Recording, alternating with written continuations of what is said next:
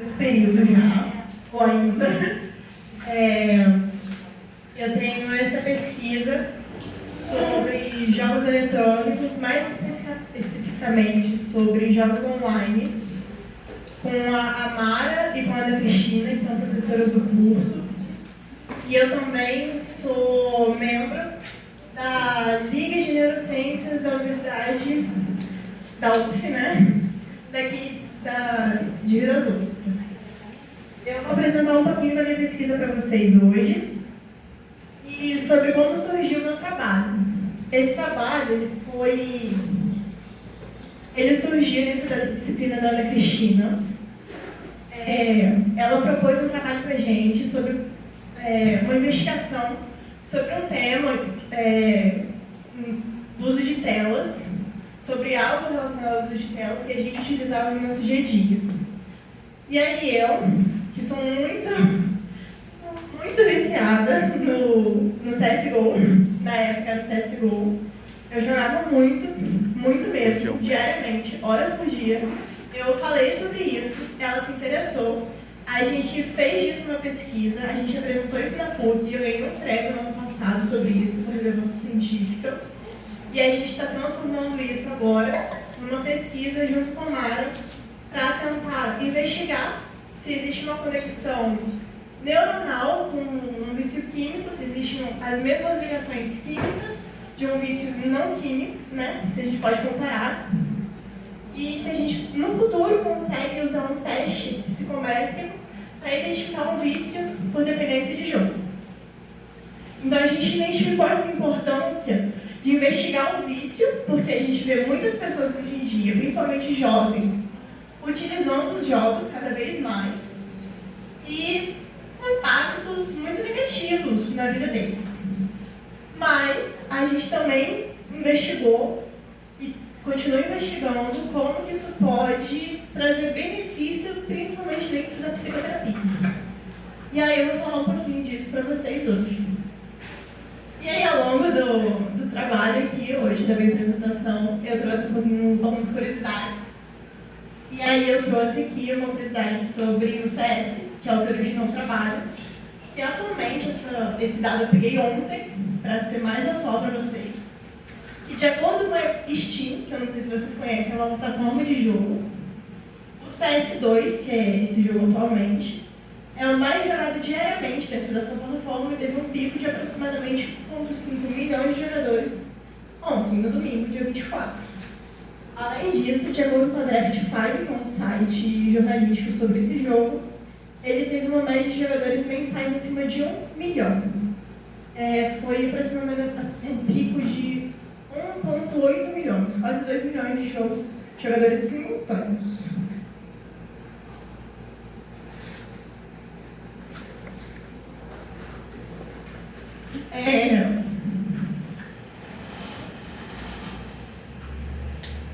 Eu vou apresentar um pouquinho para vocês o objetivo da pesquisa, que é enumerar e explicar os problemas do vício dentro dos jogos e dessas plataformas online, para tentar alertar a possível compulsão que eles podem gerar e demonstrar com exemplos como, apesar desses problemas, os jogos também podem apresentar benefícios dentro da psicoterapia e como que a gente, profissional da saúde, pode utilizar isso como ferramenta de trabalho.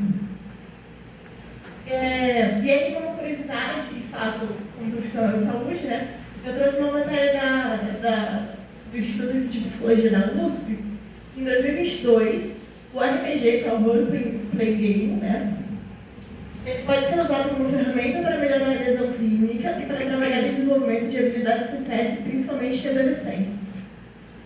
E aí que eu trouxe dois exemplos de RPG, que é o WoW e o Elden Ring. Gente, eu vou parar de usar o microfone, que eu acho que está me deixando mais nervosa.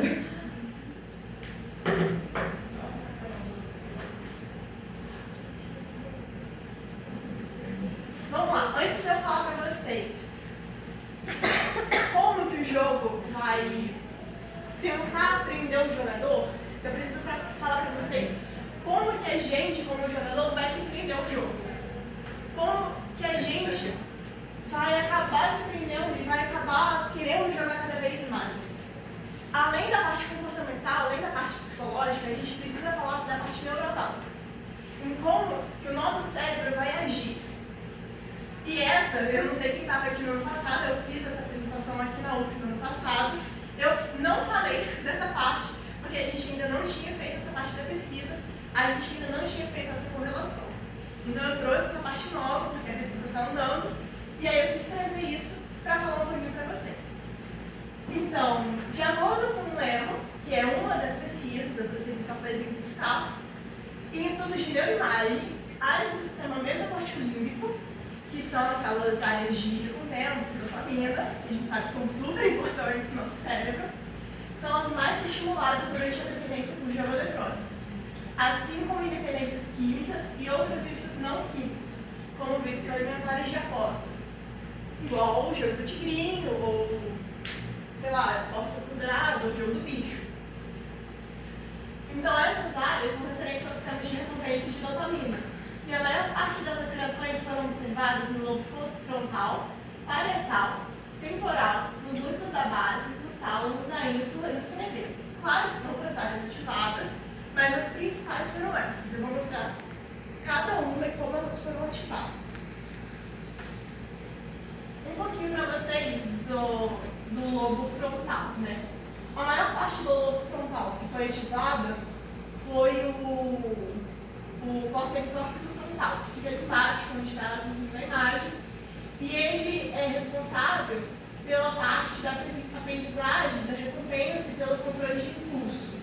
Então, quando a gente desregula essa parte, a gente está desregulando todo o sistema que tenta controlar a vontade de impedir que a gente procure pela droga.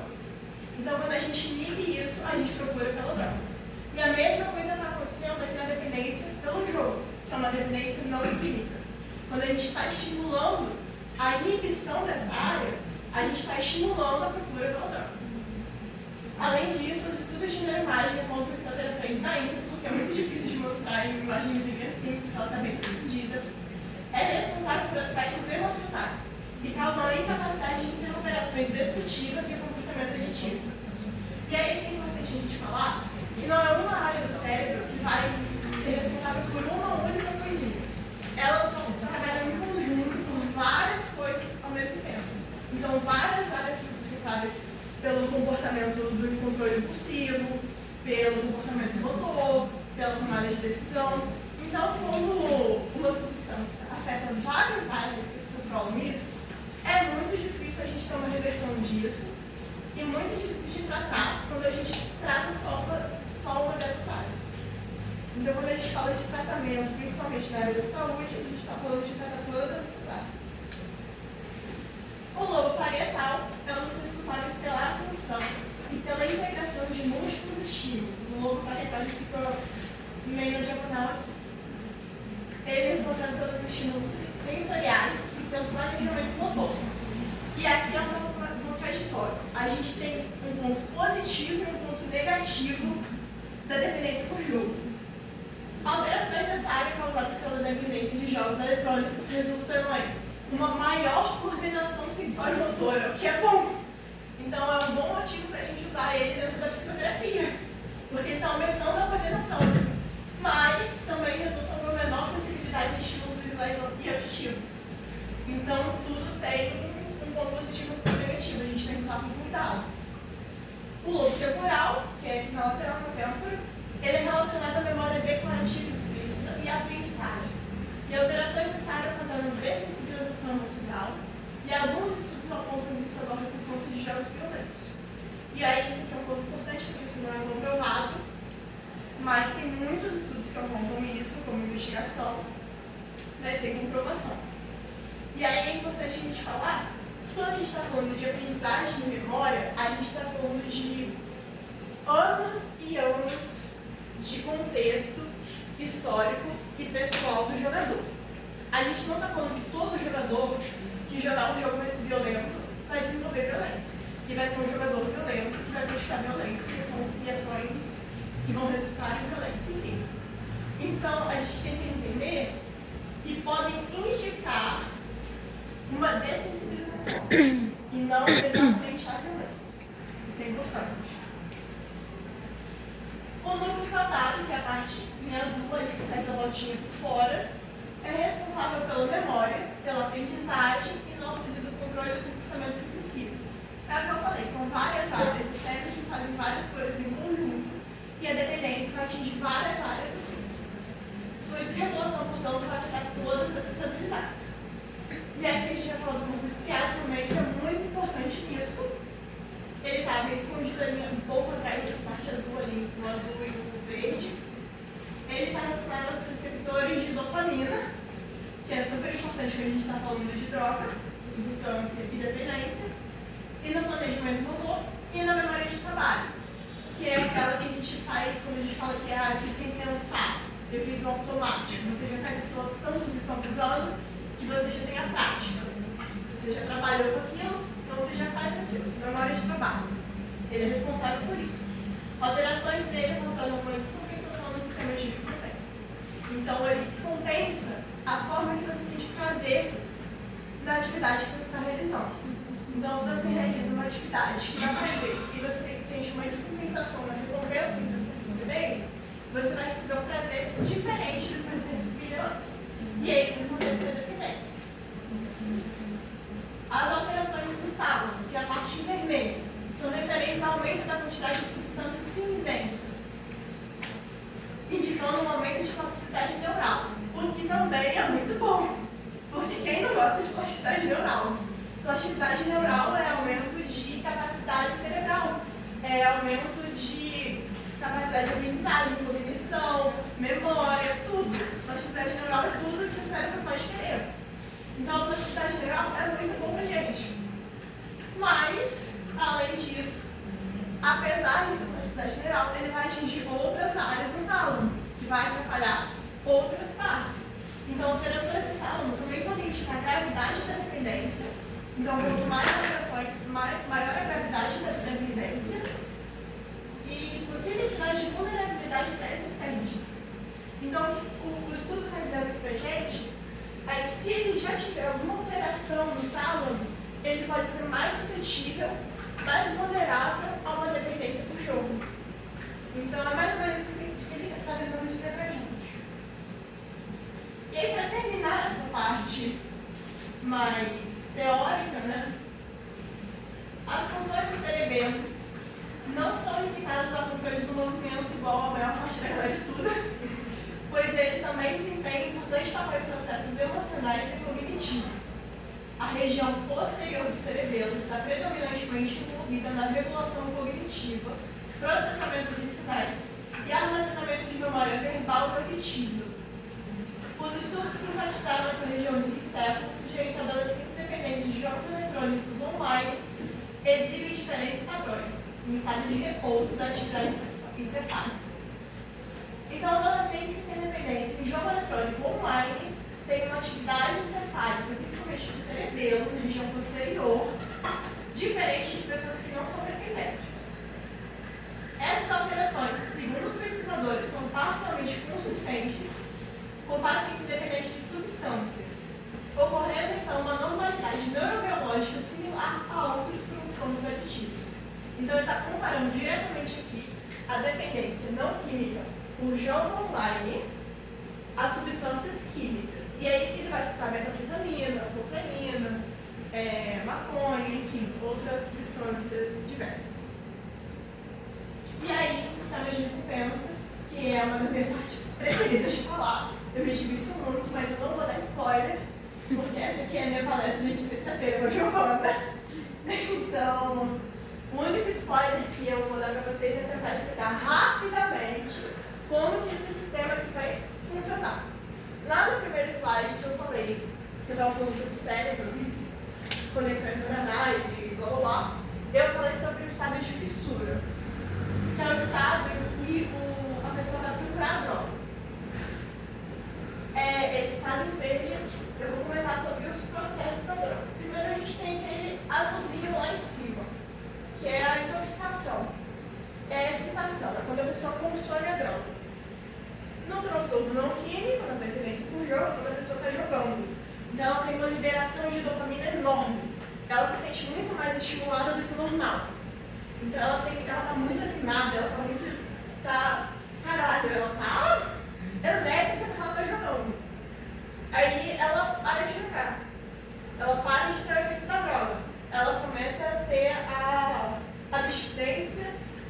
os afetos e efeitos negativos. Então ela começa a ter depressão, ela fica depressiva, ela começa a ficar muito estressada, a ficar para baixo, a não querer conversar com ninguém, a querer ficar irritadiça. Então aqui é quando o efeito da droga e da dopamina começam a diminuir. E aí a gente tem a fissura, que é o que eu comentei lá do córtex orbitofrontal, que ele impede o controle, ele tenta inibir o controle do impulso dele, tenta inibir o impulso de voltar pela droga, e aqui é o voltar pela droga, é a fissura. Então aqui ele tenta voltar a jogar. Então é aquela procura por voltar a jogar e só pensar nisso, só falar nisso, e querer inserir isso em toda a conversa e querer deixar de fazer as coisas para querer jogar. Então assim, é mais ou menos isso que acontece com o nosso cérebro quando a gente está numa dependência. Agora, quem estava aqui no ano passado vai saber o que eu vou falar agora. Vai ficar bem repetitivo, mas eu adicionei algumas coisinhas a mais. E agora é a parte legal para mim da minha pesquisa. Como que a empresa do jogo, a plataforma do jogo, o jogo em si vai fazer para aprender o jogador. Quais os mecanismos, tipo assim, que arma legal que ele vai dar para você querer continuar jogando.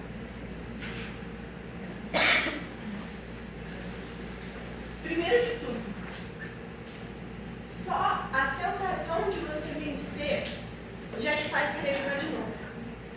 Porque atividades do dia a dia já liberam dopamina normalmente. Você comer libera dopamina. Você andar libera dopamina. Porque, enfim, você está fazendo exercício. Você fazer atividades que você gosta no dia a dia libera dopamina. Vencer, todo mundo gosta de vencer. Então, tipo assim, jogar xadrez libera dopamina, jogar dama libera dopamina. Então, jogar um jogo eletrônico vai liberar dopamina. Não é todo mundo que vai jogar que vai se viciar. Mas, quando o jogo começa a te dar recompensa em troca disso, aí a coisa começa a ficar interessante. Porque no xadrez você não ganha um bispo diferentão para jogar. Você não ganha um cavalo colorido e brilhante para jogar. Não é assim que funciona. Então, pontuar a habilidade do jogador é uma forma de manter ele jogando. Pontuar e dar skin, dar itens diferenciados, melhoram a autoestima dele e vão aumentar essa liberação de dopamina. E aí eu trouxe, tem um estudo aqui, óbvio, de embasão esse dado, não estou tirando isso da minha cabeça, e eu trouxe exemplos aqui do LoL e do Valorant, que eu posso que tem gente que joga, mas claro, se vocês pegarem qualquer outro jogo, vão ter sistemas de pontuação extremamente parecidos, igual o CS, igual o World of Warcraft, enfim, qualquer tipo de jogo. Muitos jogos têm sistemas de recompensa, em que o jogador ganha itens que são valiosos para a comunidade, que são uma arma diferenciada, um item que tem um valor para a comunidade, porque é um status diferenciado. Então a comunidade vai influenciar nisso, porque o jogador muitas vezes tem uma baixa estima. Então ele vai querer estar inserido nisso. E aí a gente tem alguns exemplos como jogos de gacha, em que você precisa girar, isso aqui bem simplificado, girar uma roleta, gastar dinheiro, girar uma roleta para ganhar um bichinho aleatório, um personagem aleatório para jogar com ele vai ter uma habilidade específica, se você quiser um outro você precisa girar de novo, e assim vai. Ou o CS, em que a arma não faz diferença nenhuma, mas você quer ter skin, e sim. E aí você pode vender, você pode trocar com outros jogadores, você vai ter um sistema de apostas fora do jogo, inclusive, não é nem dentro do jogo, mas você vai ter plataformas em que a empresa do jogo vai patrocinar e aí vai gerar um sistema de apostas que vai gerar um outro transtorno, que é o jogo patológico, que aí sim é reconhecido pelo DSM e já é reconhecido por toda a comunidade médica como um transtorno realmente tratável. E aí, como curiosidade para vocês, só para vocês terem uma ideia do que a gente está falando como dinheiro, assim, como valor, de acordo com a Draft 5, que é aquele jornal específico para a GCS, em 2024, no ano passado, e eu olhei esse ano, eu olhei ontem para atualizar, continua esse valor, a arma mais cara do CS foi avaliada entre 4 a 5 milhões de reais. Não é pouco. A comunidade do jogo, ela vai influenciar muito a questão de manter o jogador.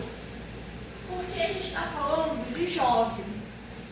E a gente sabe que jovem e criança, que são a principal comunidade e público-alvo dos jogos, têm autoestima baixa.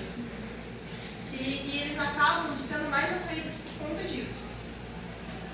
E aí, quando a gente está falando de comunidade, os grupos de jogador de cada jogo, a bolha, né, está sempre se atualizando. Eles criam novas estratégias, criam novas formas de jogar. Então, o jogador, ele quer estar dentro dessas estratégias, ele quer estar dentro dessa comunidade. Então, para não ficar fora disso, para não se sentir fora, para continuar dentro dessa parte social do jogo, ele quer continuar jogando, se atualizando e se mantendo dentro do jogo. Além disso, a propaganda dos jogos é forte para isso. Então, por mais que ele não esteja jogando, ele está vendo um vídeo no YouTube sobre o jogo, ele está vendo alguém na Twitch streamando o jogo, tem um campeonato do jogo rolando, tem alguém falando sobre o jogo, então ele tá, por mais que ele não esteja efetivamente jogando, ele está inserido nisso. Então ele está no jogo, entendeu? Não efetivamente, mas ele está consumindo o jogo. E aí, uma curiosidade, de acordo com o Globo Esporte, o Worlds 2023, que é o campeonato de LoL, bateu o recorde de evento de esportes mais assistido da história. E na final do campeonato, com um público de 6,4 milhões de espectadores simultâneos. E com um total de mais de 145 milhões de horas assistidas em todo o campeonato. O que é muita coisa.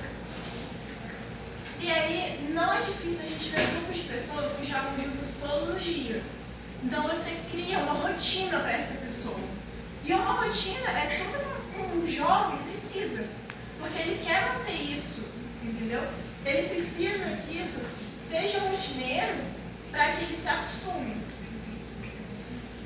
E aí, a interação ela é mais simples do que na vida fora do computador. Porque ele pode ser anônimo, ele pode ser sem precedentes, sem nome. Então, essa interação ela é facilitada. E aí, tem um estudo que fala que pessoas com baixa autoestima são mais propensas a desenvolverem algum vício nas redes sociais e plataformas online, devido a baixas habilidades sociais e pouca confiança em si mesmo. E a gente sabe que crianças, adolescentes e jovens adultos são pessoas com essas características. Então, essas pessoas são mais propensas a desenvolverem um vício de jogo eletrônico. Portanto, para o jogador parar de jogar pode significar o fim do contato e da interação com os amigos online e pode gerar uma dependência desses amigos e do jogo. Mas vamos lá, agora para a galera da saúde que está inteirada em como tratar e como usar isso dentro da psicoterapia. Como que a gente pode classificar o transtorno por dependência de jogo eletrônico? Por enquanto a gente não pode. Por enquanto ele não é reconhecido pelo DSM, que é tipo um catálogo de transtornos que a gente tem dentro da psicologia e da psiquiatria. A gente não pode por enquanto. Mas ele está numa seção do DSM. Ele não é inexistente. O DSM reconhece que ele é um futuro transtorno. Ele só precisa de mais estudos. E é isso que eu estou tentando trazer.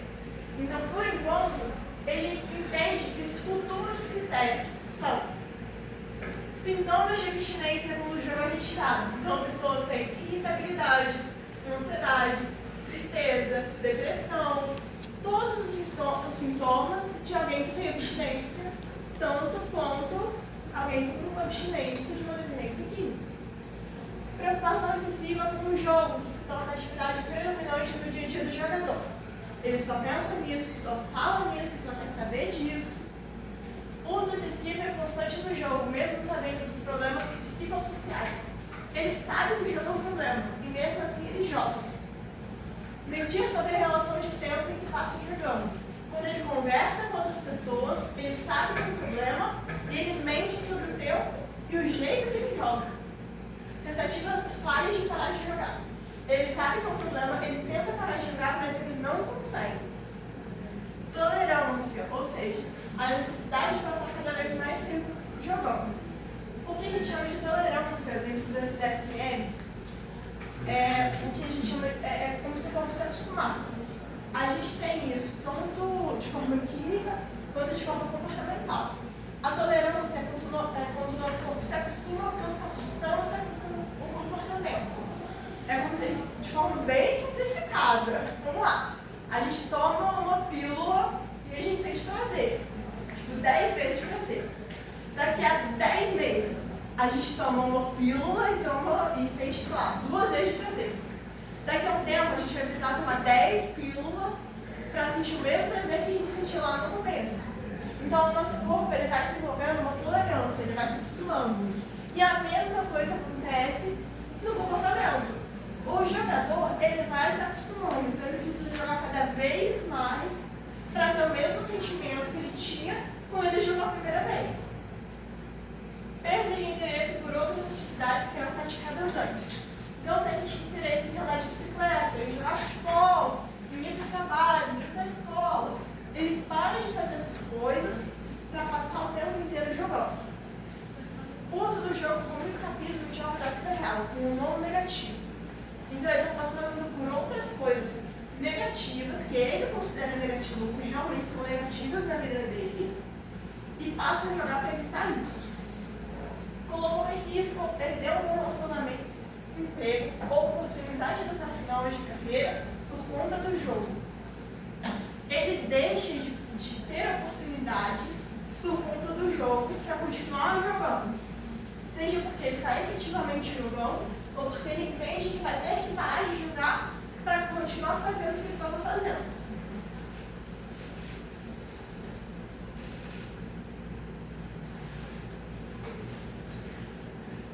E aí eu pergunto para vocês, todo jogo é ruim? É efetivamente ruim?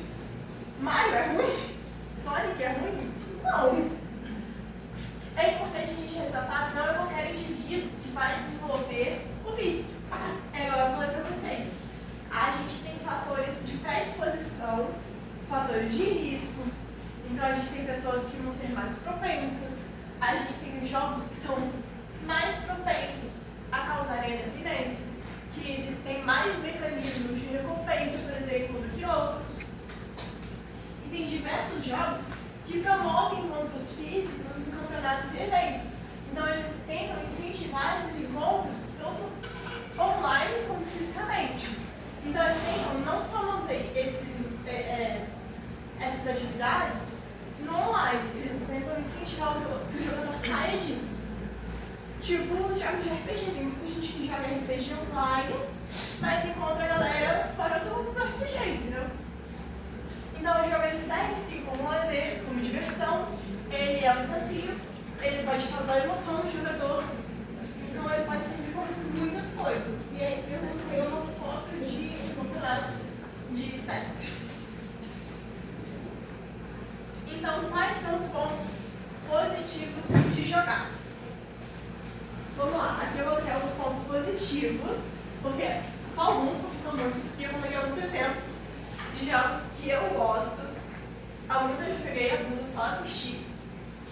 Jogos online ajudam na socialização e muitas vezes estimulam o trabalho em equipe, como Overcooked, Equipe Talk e Nobody Explodes. E jogos competitivos ajudam no desenvolvimento de estratégias e é como lidar com emoções após perder. E aqui tem o apelo infantil, como Fortnite e Free Fire, que são jogos extremamente com um apelo infantil. A gente vê muita criança jogando Free Fire porque tem aquele que faz sucesso, né? O celular. Jogos de ritmo ajudam a treinar o tempo de resposta ao estímulo e o controle motor, como Just Dance ou Beat Saber. E aí tem vários estudos que utilizam jogos com movimento, tipo o Nintendo Wii ou o Kinect Sports do Xbox 360, tratar idosos em fisioterapia ou crianças que têm alguma deficiência física. Então, além da psicoterapia, isso também pode ajudar de forma física. E, por fim, jogos de quebra-cabeça ajudam a criar histórias e soluções utilizando a criatividade, como Portal ou It Takes Two.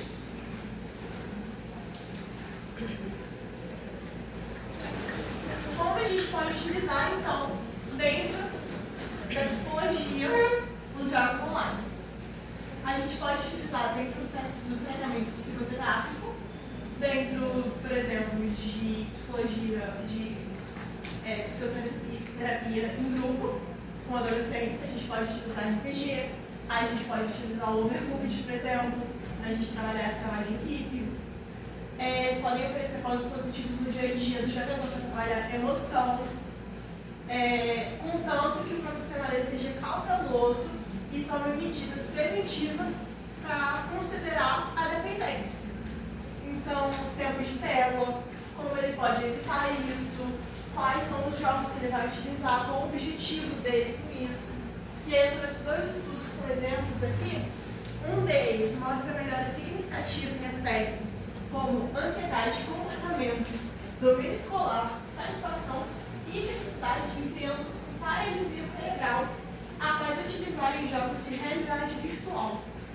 E esse outro, ele usa um jogo eletrônico baseado nas teorias de Piaget para avaliar a lógica e o raciocínio em crianças com indícios de TDAH. Então, ao invés de utilizar um teste do Piaget, que as crianças não estavam respondendo tão bem, porque elas estavam se distraindo muito por conta do TDAH, eles utilizaram um jogo eletrônico baseado nas teorias, porque era algo que estava no ambiente delas, porque elas jogavam muito. Então, da mesma forma que a gente utilizava jogo de peça ou bloco de montar com crianças há uns anos atrás, hoje em dia a gente pode utilizar jogo eletrônico para tratar a adesão clínica, entendeu? E agora, como é que está a minha pesquisa? Em que pé a gente está? Por enquanto, a gente está tentando investigar todos esses aspectos que eu trouxe para vocês, tentar avaliar se existe e se a gente consegue aplicar algum teste psicométrico para avaliar se a gente consegue identificar esse vício em algumas pessoas. E aí, para fechar a minha apresentação, eu trouxe uma curiosidade que eu amei, que eu ri muito quando eu li. Que de acordo com a IGN, que é um jornal meio geek assim, em 2023, uma mulher de 48 anos entrou acidentalmente no campeonato mundial de Candy Crush e conseguiu chegar nas semifinais. O prêmio é equivalente a R$1 milhão.